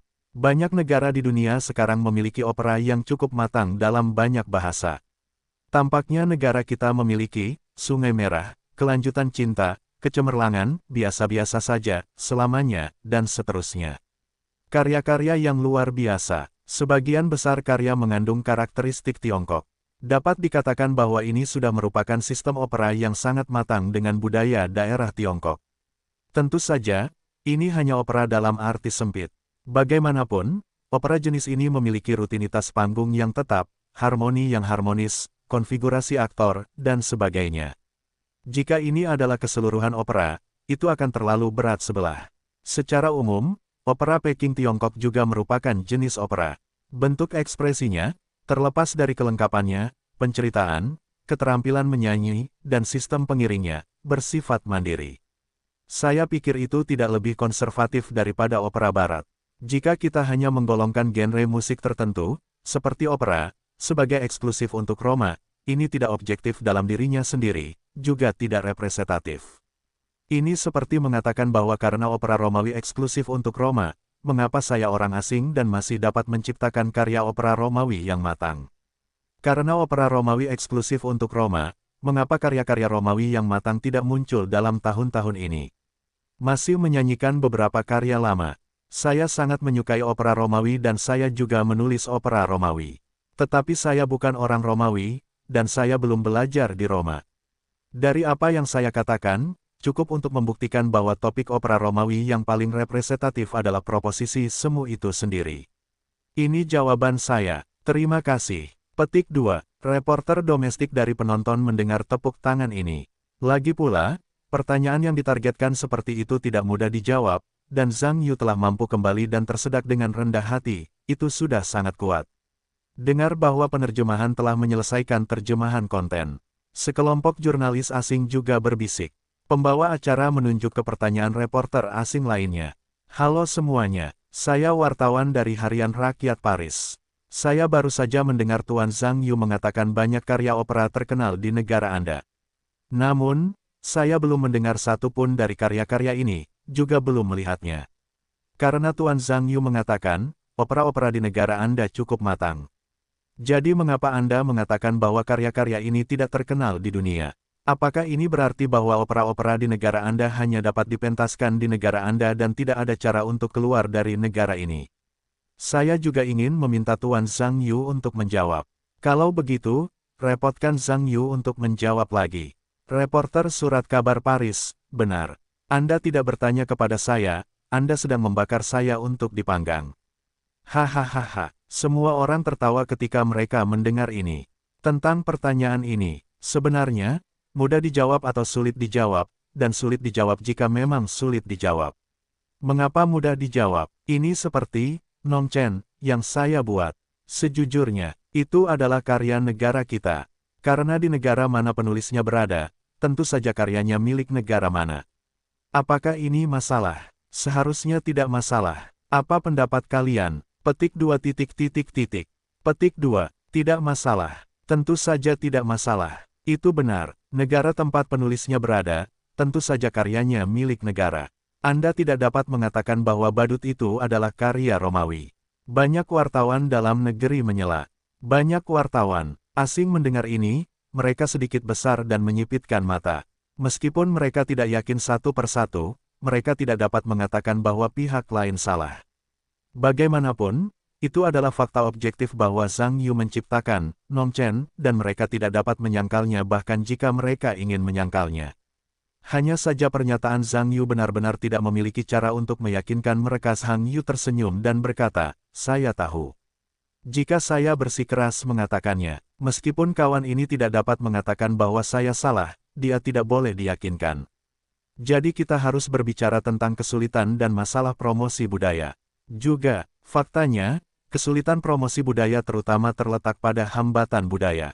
Karena gaya budaya berbagai daerah di dunia sangat berbeda dan memiliki karakteristiknya sendiri, ini secara langsung mengarah pada karya seni antara bahasa budaya yang berbeda, yang sulit untuk dipromosikan dan dipopulerkan di berbagai negara. Saya ingin bertanya kepada reporter kawan. Jika saya memulai Nongchen dalam dua versi. Satu adalah roman, yang lain adalah opera Peking. Jadi Anda berkata, apakah dia karya yang bagus? Masih karya yang buruk? Semua orang mendengar ini dan melihat lagi pada reporter yang telah berbicara sebelumnya. Melihat semua orang memperhatikan diri mereka sendiri, reporter pria itu tiba-tiba merasa sedikit besar. Karena kalimat Zhang Yu dapat dikatakan sebagai plesetan. Dia mengatakan baik atau buruk. Jika karya pihak lain tidak bagus, orang-orang sudah sangat sukses berkarya. Jika Anda berkata oke, bukankah itu akan menamparkan wajah Anda sendiri? Reporter pria itu ragu-ragu dan berkata, saya pikir pelawak Romawi adalah karya yang bagus. Tetapi untuk opera Beijing, saya memiliki keraguan karena saya belum melihatnya. Ketika reporter domestik mendengar ini, wajah mereka bersinar tanpa cedera. Wartawan asing berpikir dapat dimengerti bahwa jawaban seperti itu. Meskipun jawabannya enggan, Zhang Yu tersenyum dan berkata, karya yang sama. Karena dalam bahasa Romawi sangat bagus. Karena dalam bahasa lain, itu lebih rendah. Tampaknya karya itu sendiri tidak menjadi masalah, tetapi kawan hati reporter, lahir ada dua standar. Percayalah pada saya untuk mengatakan ini. Seharusnya baik-baik saja, tidak masalah. Itu benar, reporter domestik memuji satu demi satu. Wartawan pria asing juga tersipu. Wartawan asing lainnya bahkan lebih malu untuk berbicara. Karena siapapun yang berbicara secara inheren adalah diskriminasi budaya. Meskipun diskriminasi adalah fakta objektif dalam budaya mereka, tidak mudah untuk mendengar atau berbicara. Zhang Yudao, ngomong-ngomong, dapat dilihat bahwa kata baku merupakan hambatan bagi promosi budaya dan sulit, meskipun tidak objektif. Jadi karena promosi budaya memiliki masalah, kesulitan, dan standar, haruskah kita mundur? Atau haruskah kita mencoba menyelesaikan masalah? Bagaimana jika saya adalah orang yang pasti akan memilih yang terakhir? Seolah-olah kedua karya yang saya buat kali ini sebenarnya berusaha keluar dari upaya penciptaan lintas batas, lintas bahasa, lintas budaya. Apakah saya dapat berhasil? Saya tidak berani menjamin. Tetapi saya hanya dapat berjanji untuk tidak menyerah. Selama saya tidak menyerah, saya percaya bahwa cepat atau lambat saya dapat menemukan template penciptaan internasional untuk penciptaan opera, yang kompatibel dengan berbagai budaya dan dapat dinikmati oleh penonton di dalam dan luar negeri. Ini saya jawab, terima kasih. Semua orang di panggung mendengar tepuk tangan dan langsung bertepuk tangan.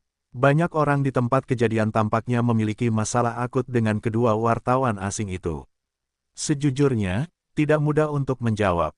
Mungkin hanya jenius musik seperti Zhang Yu yang dapat menjawab dengan begitu sempurna. Kemudian, ada beberapa wartawan asing yang mengangkat tangan dan ingin mengajukan pertanyaan kepada Zhang Yu. Namun, pembawa acara konferensi pers itu juga orang tua yang tidak berguna. Tidak mungkin mengarahkan semua ujung tombak kepada satu orang. Mereka sama sekali tidak diperintahkan, melainkan beberapa wartawan dalam negeri. Pertanyaan wartawan dalam negeri umumnya bukan pertanyaan yang tajam. Kebanyakan dari mereka mengajukan pertanyaan yang tidak menyakitkan atau gatal, dan konferensi pers pun berakhir. Namun, pertanyaan tentang wartawan asing pada konferensi pers itu dengan cepat menjadi tajuk berita hiburan dan menyebabkan diskusi hangat di internet. Tentu saja, netizen terbagi menjadi dua kelompok. Satu kelompok adalah para patriot yang tidak pernah menonton opera, hanya mereka yang hanya mendukung pernyataan Zhang Yu. Kelompok lainnya adalah penggemar opera, yang percaya bahwa Zhang Yu hanya sombong. Tentu saja, sebagian orang ini belum pernah melihat pelawak itu, tetapi hanya mendengarnya. Meskipun Nongchen menyebarkan beberapa fragmen di internet, dia tidak dapat melihat banyak. Di mata banyak penggemar opera, opera pada awalnya adalah hal yang asing. Meskipun ada banyak opera asli di negara ini dalam beberapa tahun terakhir, tidak ada yang memiliki reputasi baik, yang merupakan jenis pertunjukan yang tidak memberikan tiket. Seiring berjalannya waktu, banyak penggemar opera menjadi alergi terhadap kata-kata dalam negeri.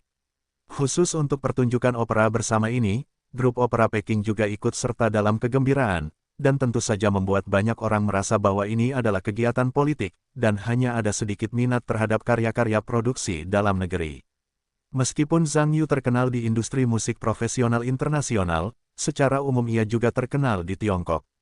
Meskipun ia juga telah mengubah banyak lagu populer, lagu-lagu populer umumnya dikenal sebagai penyanyi, dan sedikit yang terkenal karena komposisinya. Kebanyakan orang tidak peduli siapa komposernya, siapa yang mencintai siapa. Ketiga grup tersebut memiliki reputasi yang hebat, dan tiketnya terjual habis lebih awal. Tiket untuk teater kabaret dan grup opera Beijing tidak laku terjual. Yang paling memalukan adalah teater opera dan tari. Tiketnya tidak sebagus yang dijual oleh grup opera Peking.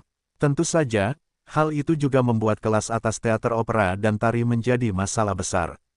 Pada akhirnya, tidak ada pilihan selain memutuskan untuk mengirimkan tiket untuk pertandingan pertama seperti sebelumnya. Zhang Yu tidak peduli dengan hal-hal itu. Bagaimanapun, karyanya telah diciptakan, dan ia mengesahkan hak pertunjukan teater opera dan tari untuk jangka waktu tertentu. Ia juga menjabat sebagai direktur utama untuk berlatih selama seluruh kursus. Juga, Anda tidak bisa membiarkan penonton menganggapnya bertanggung jawab pada akhirnya. Bukankah itu teater tari? Ketiga kelompok itu sesuai dengan rencana. Yang pertama tiba di Beijing adalah opera Berlin, dan repertoar mereka adalah opera klasik The Last Warrior Orona. Tempat pertunjukan diatur di National Grand Theater. Gedung opera Berlin akan tampil selama 3 hari dan 3 pertunjukan berturut-turut di National Grand Theater, yang tentu saja membuat penggemar opera domestik bersemangat.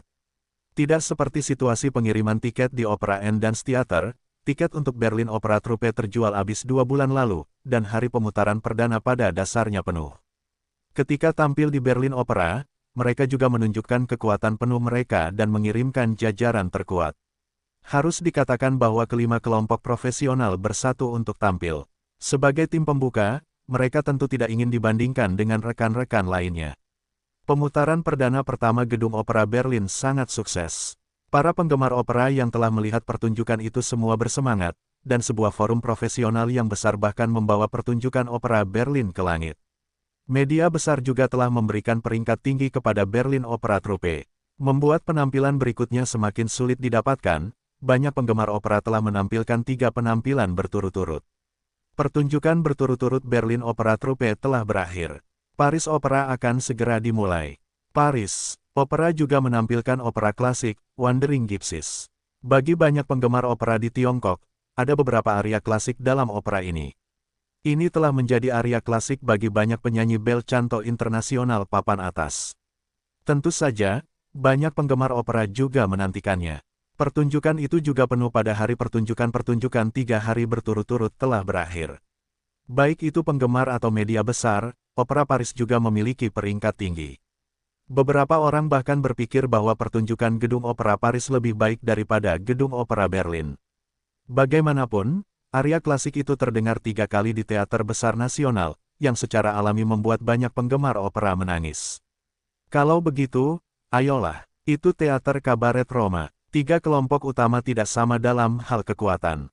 Namun, popularitas teater opera dan tari Roma dalam beberapa tahun terakhir telah meningkat dan terus berlanjut.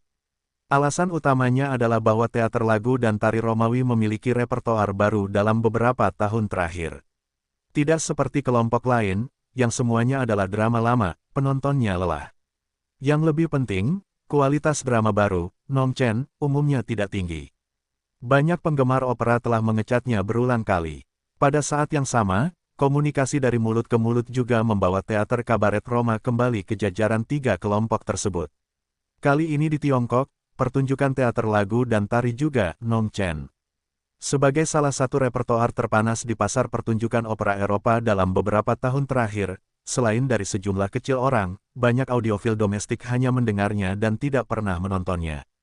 Kali ini datang ke tempat asal Zhang Yu, strategi propaganda utama Robert Kun adalah Zhang Yu. Apa yang bisa lebih mudah menjadi slogan publisitas daripada opera yang dibuat oleh orang Tiongkok dan dipentaskan di Tiongkok? Harus dikatakan bahwa strategi propaganda teater opera dan tari Roma berhasil. Opera Romawi yang dibuat oleh orang Tiongkok mungkin membuat orang ingin tertawa sebelum mendengarnya. Tetapi sekarang memang, benar, saya harus mengatakan bahwa gimmick ini masih sangat menarik. Meskipun bagi beberapa penggemar opera papan atas, bisakah opera Romawi yang dibuat oleh orang Tiongkok begitu menarik? Tetapi ragukan itu, yang lain telah lulus ujian penonton di Tanah Suci Roma. Bahkan orang Romawi menganggap karya ini sebagai karya klasik di antara karya klasik. Seorang pria Tiongkok bertanya-tanya, bukankah dia menamparkan wajahnya sendiri? Banyak orang merasa gatal, jadi wajar saja tiket untuk opera ini jauh lebih banyak terjual daripada dua kelompok besar lainnya, dan bahkan tiket lembu pun mahal. Untuk membuat pertunjukan ini di Tiongkok sukses total, Kabaret Roma juga mengirimkan jajaran terkuat. Hampir seperti kombinasi asli saat Zhang Yupei memerankan si brengsek. Perlu Anda ketahui bahwa ada beberapa kelompok di teater opera dan tari Roma, tetapi pertunjukan terbaik tetaplah kelompok orang asli yang diarahkan sendiri oleh Zhang Yu. Zhang Yu akan datang untuk menonton secara langsung pada saat itu, untuk memberinya kejayaan dan meletakkan dasar yang lebih baik untuk kerja sama berikutnya. Kun tentu berharap untuk menunjukkan kekuatan penuhnya. Meskipun seluruh opera berbahasa Romawi, sebelum pembukaan, setiap penonton mengeluarkan pengantar singkat tentang alur cerita. Menonton drama sesuai dengan pengantar singkat secara alami dapat melewati batasan bahasa. Ditambah dengan interpretasi sempurna dari musisi top Roma, penonton domestik adalah yang pertama kali melihat Nong Chen yang luar biasa. Tentu saja, Zhang Yu pergi ke pertunjukan untuk menonton pertunjukan. Setelah pertunjukan, ia juga muncul bersama para aktor untuk mengucapkan terima kasih kepada penonton. Melihat Zhang Yu, penonton bergemuruh. Meskipun Nong Chen adalah opera asing, penulisnya adalah orang Tiongkok, yang membuat banyak penggemar opera merasa senang. Penayangan perdana, Nong Chen, berakhir. Media domestik utama, serta situs web penggemar, telah menjadikan Nong Chen sebagai hit. Sebuah masalah pun muncul, meskipun Nong Chen adalah karya yang dibuat oleh seorang penulis Tiongkok. Namun, bagaimanapun juga, itu adalah cerita asing. Lalu ada paradoks yang muncul dalam konferensi pers sebelumnya. Baik itu komposer Tiongkok atau komposer asing, cerita asing harus diciptakan untuk menciptakan opera yang sukses. Sebaliknya, selama itu adalah untuk menciptakan cerita Tiongkok, tidak peduli siapa pengarangnya, itu adalah karya jalanan. Tentu saja ini menyebabkan banyak masalah. Ada juga perdebatan tanpa akhir di internet untuk sementara waktu, dan media besar juga bergabung dalam perang diskusi, yang membuat topik ini menjadi topik hangat untuk sementara waktu. Sampai seorang pria yang tidak mencolok mengingatkan, apakah karya teater opera dan tari nasional, Phantom of the Opera, tidak sama dengan karya Zhang Yu. Selama pertunjukan berikutnya dimulai, jawabannya adalah ayam dulu atau telur dulu, bukankah itu jelas sekilas? Pengingat ini secara langsung menyebabkan penjualan tiket Phantom of the Opera yang berubah dari dingin dan cepat menjadi penjualan yang laris. Tiket untuk Phantom of the Opera terjual habis dalam waktu singkat. Pada akhirnya, bahkan tiket pun sulit didapat. Hal ini membuat pihak atasan teater opera dan tari yang khawatir tidak ada yang menonton, juga menyesal. Karena mereka sudah mengirimkan banyak tiket, tentu saja ini akan sedikit disesalkan. Namun untungnya, tiket untuk pemutaran perdana sudah dikirim, dan masih ada 2 pertunjukan lagi. Karena pertunjukan selanjutnya, tiket akan terjual habis. 3 hari, Nong Chen, sudah berakhir. Penonton penuh dengan promosi dari mulut ke mulut, dan tempat pertunjukan penuh. Banyak orang berpikir bahwa pertunjukan Kabaret Roma jauh lebih baik daripada 2 pertunjukan pertama. Bagaimanapun, 2 pertunjukan pertama adalah pertunjukan lama, dan banyak orang telah menontonnya secara online.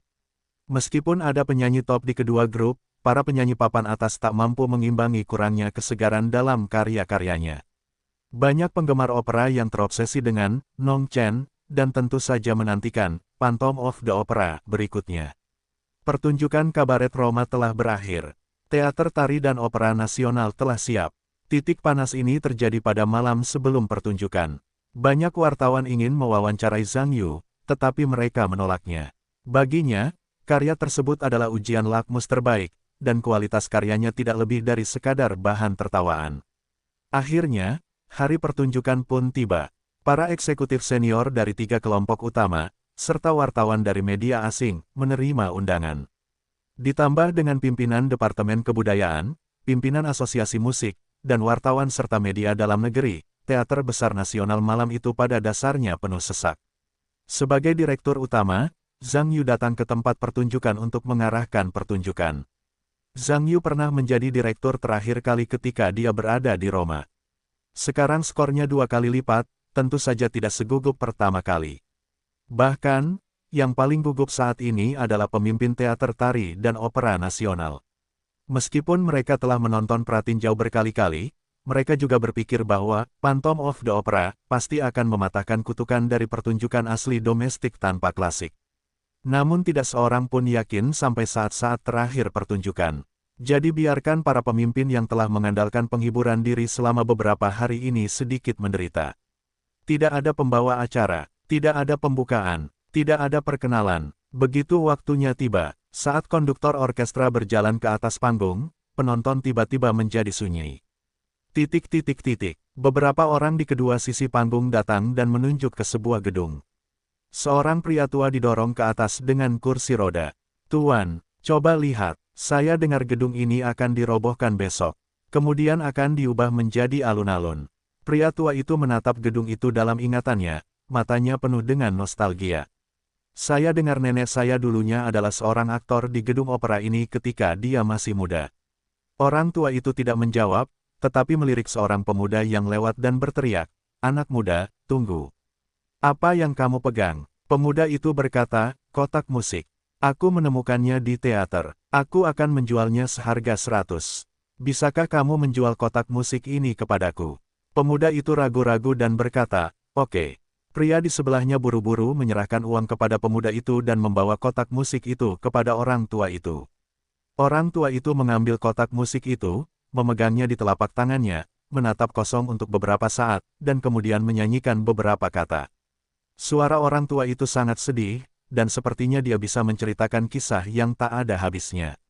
Pemuda itu berkata, "Paman, apakah kamu pernah ke teater ini ketika kamu masih muda?" Orang tua itu mengangguk. Pemuda itu berkata, "Aku mendengar bahwa teater ini berhantu sebelumnya. Banyak orang telah meninggal. Apakah ini masalahnya?" Orang tua itu berkata, "Tidak. Itu bukan hantu. Itu hantu. Hantu musik yang tidak diketahui siapapun sejauh ini." Bang bang bang. Ledakan kembang api dingin yang terus-menerus terdengar. Tiba-tiba seluruh penonton terkejut. Musik yang khusyuk tiba-tiba terdengar. Pembukaan orkestra simfoni dan organ yang besar akan mengejutkan. Saya harus mengatakan bahwa musik pembukaan ini saja membuat semua orang merinding. Tentu saja, yang paling mengejutkan adalah para tamu dari 3 kelompok di barisan depan. Bagaimanapun, mereka semua adalah profesional. Selain itu, musik pembukaannya saja sudah sempurna. Meskipun saya masih belum melihat bagaimana alur ceritanya, Zhang Yu, sebagai jenius pertama simfoni kontemporer, tidak ragu dengan musik pembukaannya. Musik pembukaan yang mengejutkan sudah berakhir. Pada babak pertama, sebuah opera besar sedang berlatih di teater. Setelah nyanyian dan tarian kelompok yang indah, kedua pria itu naik ke panggung dan mereka adalah pemilik baru teater. Seseorang di atas panggung menyebutkan hal-hal berhantu di teater, dan mereka berdua merasa sedikit mencibir. Namun, ketika sebuah kecelakaan terjadi, kepala penyanyi sopran rombongan itu ketakutan oleh hantu itu. Sang pahlawan wanita pun melarikan diri. Tidak ada protagonis dalam pertunjukan malam itu, yang membuat dua manajer baru yang mengambil alih teater merasa sedikit besar. Beberapa orang merekomendasikan seorang penari sen leling untuk menggantikan sang pahlawan wanita. Kedua manajer itu tidak punya pilihan selain membiarkan sen leling mencoba bernyanyi. Dengan suaranya yang luar biasa, sen leling menaklukkan semua orang yang hadir, berhasil naik ke panggung, dan menjadi pahlawan wanita. Sponsor teater, Southway Wrongwise, menonton pertunjukan malam itu dan mengenali sang pahlawan wanita sen leling sebagai teman masa kecilnya, segera melancarkan pengejaran hangat ke pihak lain. Pada saat ini, hantu teater misterius itu muncul. Ternyata sen leling mengikuti pria bertopeng itu setiap malam untuk belajar keterampilan menyanyi, sehingga ia bisa memiliki keterampilan menyanyi yang begitu baik. Hantu teater bertopeng itu memegang tangan sen leling, melewati terowongan gelap. Di depan semua orang, keduanya menyelesaikan duet yang luar biasa. Harus saya katakan bahwa duet ini, yang diiringi musik yang menggemparkan, mengejutkan setiap penonton di aula. Pada saat ini, penonton di aula telah berhasil tertarik oleh cerita dan musik.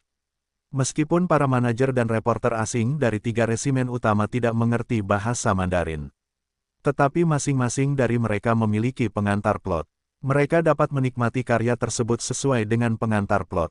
Harus dikatakan bahwa karya ini masih merupakan kualitas terbaik sejauh ini.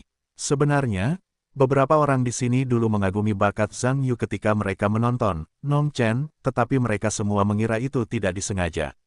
Bagaimanapun, opera yang begitu indah, satu orang dapat menulis satu dalam seumur hidup, itu sudah terkenal, dan hampir mustahil untuk menulis kemungkinan bahwa dua yang berurutan begitu indah.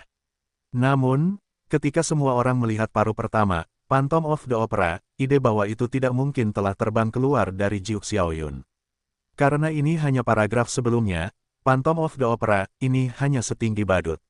Terutama Robert Kuhn, saat ini matanya hampir penuh dengan simbol uang. Dia tidak peduli jika karya itu ditulis oleh orang asing. Baginya, jika karya yang luar biasa ini diadaptasi menjadi roman, itu adalah uang yang tak terhitung jumlahnya telah jatuh dari langit. Memegang hak untuk menampilkan dua opera baru teratas, saya khawatir dia akan terbangun dengan mimpi. Faktanya, seperti Robert Kuhn yang memiliki ide seperti itu, para manajer dari dua grup lainnya memiliki ide yang sama. Jika karya baru yang luar biasa seperti itu, jika mereka bisa mendapatkan hak pertunjukan eksklusif di negara mereka, itu adalah uang. Tentu saja satu persatu tidak bisa bersemangat. Sama seperti beberapa manajer utama saling menghitung, plot di panggung juga berkembang lapis demi lapis, mengunci emosi semua orang secara mendalam. Tentu saja, yang paling mengkhawatirkan adalah Shen Leling berkelana di antara Cao Shuai Rong Wise dan cinta hantu. Yang pertama hangat dan panas, sedangkan yang terakhir membuatnya takut dan kontradiksi. Kontradiksi ini membuat penonton di tempat itu merasa sedikit kusut. Secara teoritis, hantu titerlah yang menuntun Shen Leling di jalan menuju musik. Keduanya seharusnya bersatu secara logis. Namun cinta hantu teater bersifat posesif, yang membuat orang merasa takut dan takut. Dan seluruh alur cerita juga ada dalam kontradiksi ini. Teruskan, pada akhirnya, kedua belah pihak mencapai titik di mana mereka tidak bisa melihat ke belakang. Di bawah ancaman hantu, aktor teater hanya dapat berlatih drama baru yang diciptakan oleh hantu. Rong Zizi juga mengambil kesempatan untuk menyergap tenaga kerja yang baik. Setelah berencana menunggu hantu muncul, bunuh dia. Shen Leling tidak ingin hantu itu muncul, tetapi tidak ingin hidup di bawah ancamannya di masa depan.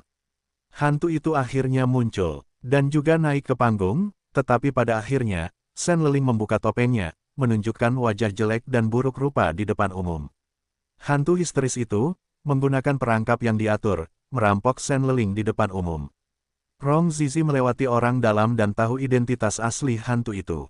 Dia juga seorang musisi berbakat, dan kemudian karena dia jatuh cinta dengan seorang gadis, tetapi juga seorang pria kaya yang juga mencintai gadis itu, karena cinta, kebencian dan pembakaran untuk membunuh keduanya, dan akhirnya hantu itu tidak mati. Tetapi gadis itu meninggal, dan dia itu juga rusak oleh api. Hanya satu orang yang bersembunyi di sudut gelap, dan dia hanya bernapas, dan hanya musiknya yang menemaninya. Sampai dia bertemu Shen Leling. Karena Shen Leling terlihat seperti gadis yang pernah disukainya. Hantu itu hanya menanamkan semua mimpi musikal dan cinta ke pihak lain. Rong Zizi mengetahui rahasia hantu itu dan mengejarnya sampai ke tempat tinggal hantu itu. Namun dia ditangkap oleh hantu itu dan mengancam Shen Leling sebagai gantinya. Jika dia memilih Rong Wise, dia akan membunuhnya. Jika Shen Leling memilih untuk bersamanya, biarkan dia pergi. Shen Leling akhirnya mengubah hantu itu dengan ciuman yang kuat. Hantu itu memutuskan untuk membiarkan mereka pergi, tetapi proses melepaskan cinta itu menyakitkan. Adegan terakhir ini membuat sebagian besar penonton meneteskan air mata. Meskipun cinta hantu itu memiliki sifat posesif yang kuat, dia adalah orang yang sangat mencintai Shen Leling. Hantu itu menyaksikan wanita yang dicintainya pergi bersama orang lain, dan pada akhirnya hanya bisa menghilang dengan sedih ke dalam kegelapan yang tak terbatas, hanya menyisakan topeng dan legenda tentang hantu teater. Tamat, penonton bersorak seperti sorak-sorai. Itu tampaknya mengangkat atap seluruh teater besar.